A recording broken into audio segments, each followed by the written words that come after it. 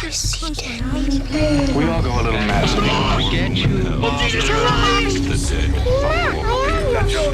You are destiny. Here's Johnny. It's all for you.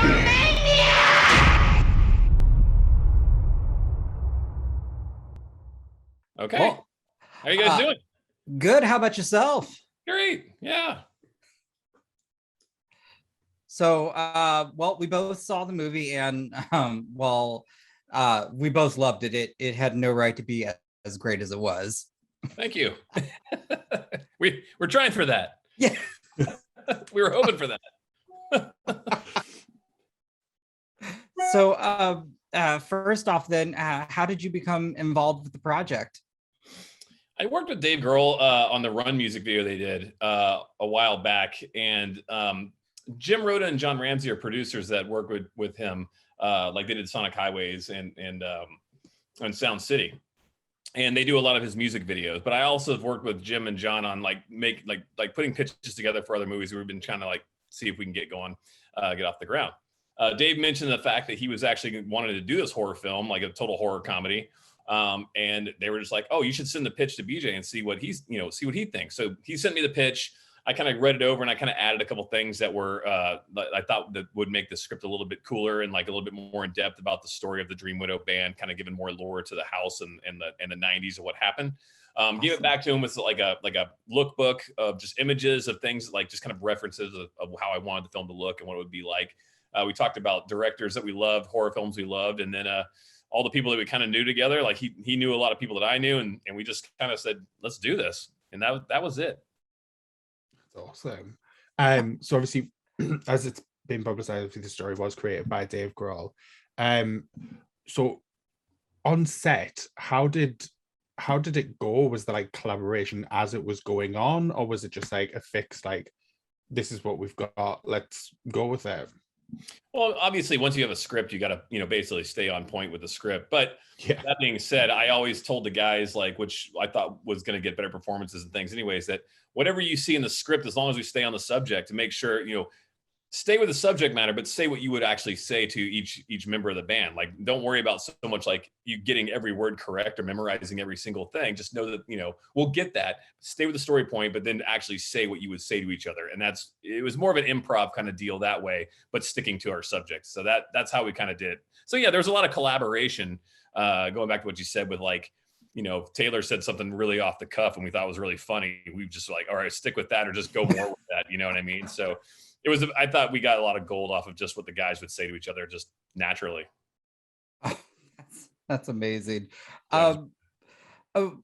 Speaking of the collaboration, I am kind of curious because I know this was filming or started before kind of the COVID and shutdown. How was it coming back? And did that, were there any creative challenges or that came from that, I guess, when you came back to set? Well, that was the hardest part, because, traditional filmmaking, we all, as filmmakers, we know how to do it. And like, we get in there, we have everything ready to go. It's just the norm. COVID, we shut down for like 6 to 7 months, somewhere around that time. And coming back to have to learn how to, we all had to do testing 3 times a week to make sure we, everybody was safe. We had to now work with masks and face shields on if we were around the talent.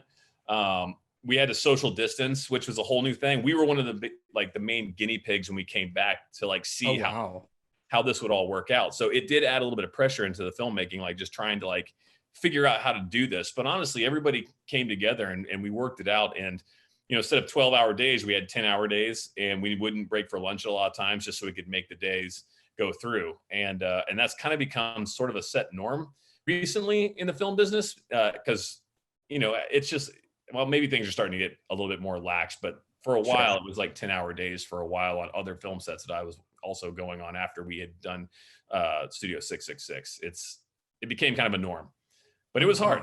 Yeah, I mean, it was a challenge for sure. We had to add extra days to like make the movie because we only had probably 6 or 7 days left of filming, and that was we had to add, I think, like 14 or we had to add like instead of like 7 or 6, it was like 14 days, 15 days because of the short hours. Wow. And we were shooting nights and the nights were short because now when we came back, we were shooting like in March, February, March. But Mhm. when we came back, we were shooting like, I forgot, like it's like around August or something. So our nights were short.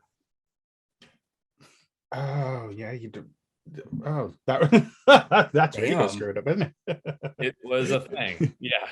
Yeah. It was definitely a thing. So with this, obviously you got to work with the Foo Fighters. What was it like having them, because obviously they've done movies, but it's always been like a documentary style. Yeah. How was it directing them into something that's obviously like a scripted narrative? Well, documentaries, it's funny because documentaries, people just talk and they tell their experiences and they tell the stories, and that's what you get. Narratives, like this was totally different because they had to now like follow a script with a really ridiculous plot line and kind of go around that. I mean, we knew it was ridiculous. So that was the goal. We wanted this to be super freaking ridiculous and super fun. We weren't out to win Oscars. We were out to just have a good time and make a fun movie for people. I mean, it was great, like it was, the guys just naturally would come in. They were all game to do it. They were super happy. And, we were just basically having fun every day. So like the crew and cast were laughing constantly. And every day was just like kind of a comedy store experience for all of us, watching everybody just have a good time, so they came in and just kicked ass. Well, it's kind of interesting because I know you directed Hatchet 3, I believe, and I see Hatchet it back there, but I'm curious, which had more blood, Hatchet 3 or this? Because this one had more blood. This had really more blood. Yeah, I mean, let me put things in perspective. We didn't have enough money on Hatchet 3 to have hardly any blood. I mean, seriously, it was like so. I mean, we were like scraping pennies just to get blanks for the guns on Hatchet 3. Oh, wow. That was a really low budget. That was the lowest budget. I mean, I don't know what Victor Crowley was, but I know that Hatchet 3 was very low. It was like $500,000, and for a movie like what we did for that, I think we did our justice, with making what we could out of that. So this film, studios, I mean, we had so much blood. This is more blood than I've seen on a lot of films that I've done, honestly. Like we went for that 80s gnarly, gore.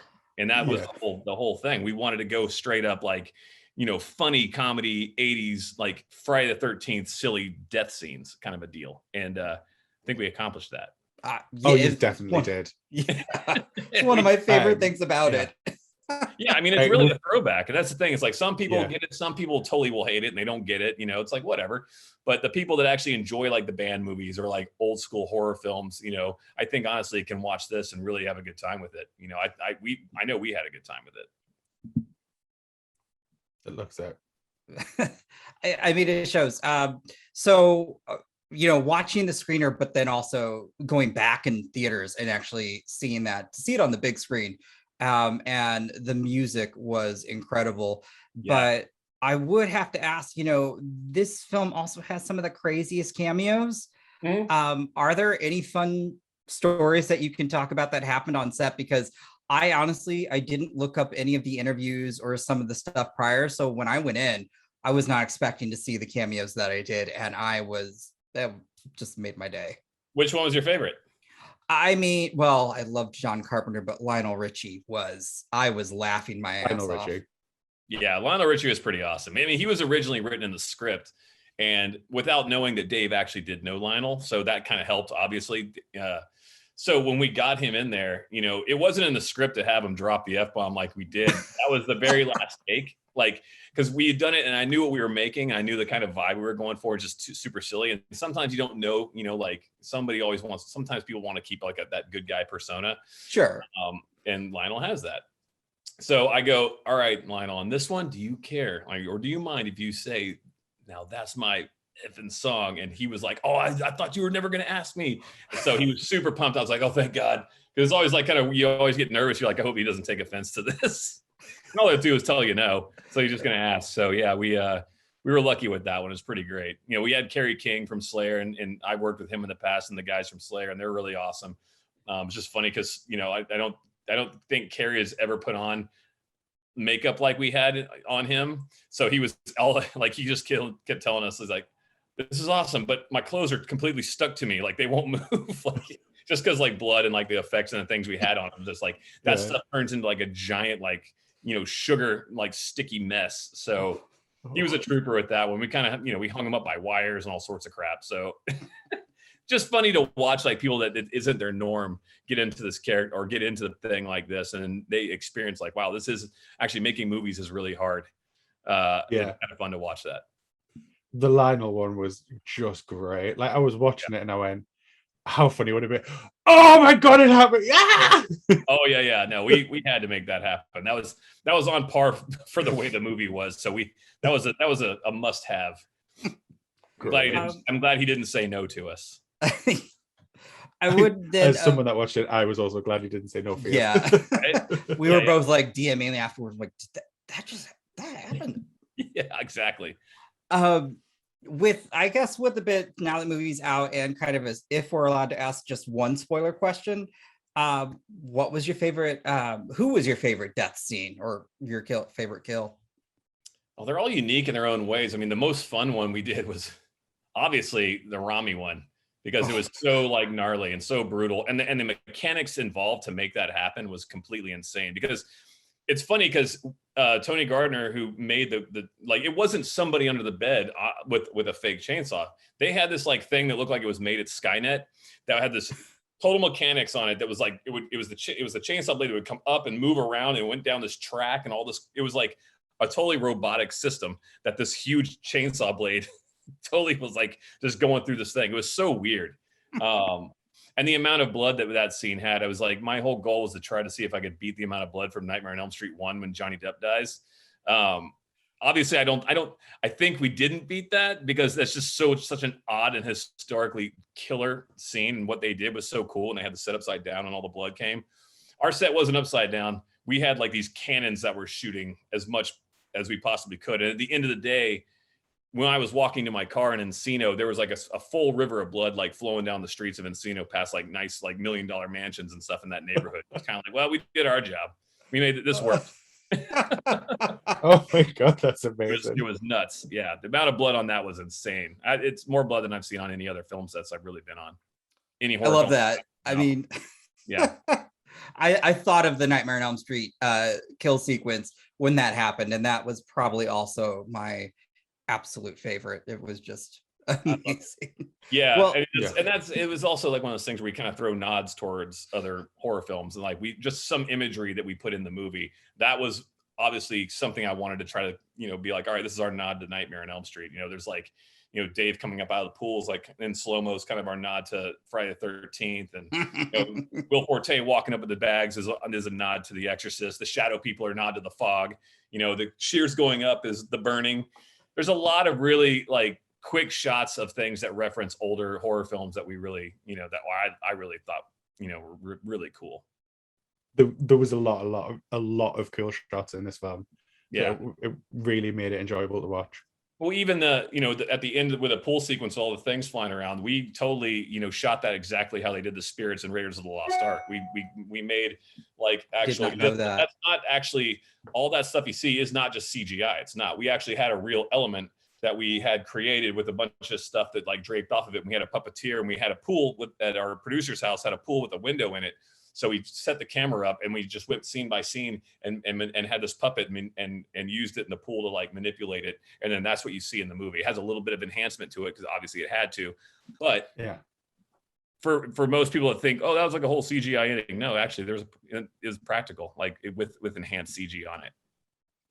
That's amazing. Even the shadow people, there were real people there, and their face and mouth are actually something that Tony Gardner built that we shot so we could take, because we didn't have enough money to really make like full creature outfits running around the mouths were. We didn't have that. So we just had one head that we shot on a green screen in different angles, and we would take that face and like make it had this like jaw that would open and scream, and we would just take that face and plug it in on the people that were actually in the background of the movie and like make it do what they were doing. So even the people there and the facial expressions that the shadow people have, it's still basically made from a practical thing, just had to be enhanced on it. That's that's amazing. So interesting to hear. Yeah. Well, I just want to say again, thank you for taking the time to sit down with us. We really loved your film. It was Yeah. a ton of fun. And I do hope more go out and see it, because seeing it on the big screen is a whole nother experience. I know. I was hoping a lot more people will go out and see it over the weekend, but we all know that, some people don't want to go to the theater yet. It's still a bit scary, so I'm all for when people see it at home and have a good time with it. And look, have a good time with the movie. That's all this movie was about, having a great, fun time. I mean, I'm not gonna lie, I rolled up my beard and double masked myself and sat in the theater. So it was, and it was worth it. I mean, Thank you. I can't. I do have to ask though, once it comes out, or on DVD as well, I'm hoping you guys got some colorful commentary that you're gonna hopefully add to it. Yeah, I mean, obviously we're going to do some commentary. We haven't done it yet, and it will be fun to do the commentary. I'm kind of looking forward to that. That's awesome. There's a good gag reel too that I know I've seen, and I'm pretty sure that'll go on there too, which is really great. I hope it goes on there. There was some deleted scenes that aren't in the movie. Our movie's a little bit long, but there was no way we could do the movie any shorter. But we had some scenes we did cut out that actually were really, really awesome scenes, but they went to the cutting room floor, as they say. Oh, I look forward to them. Yeah, I do as well. Well, we won't take up any more of your time, but just want to again say thank you so much. Thank you very much, guys. I'm glad you guys liked the movie. You have been listening to the Horror Hour. See you next time.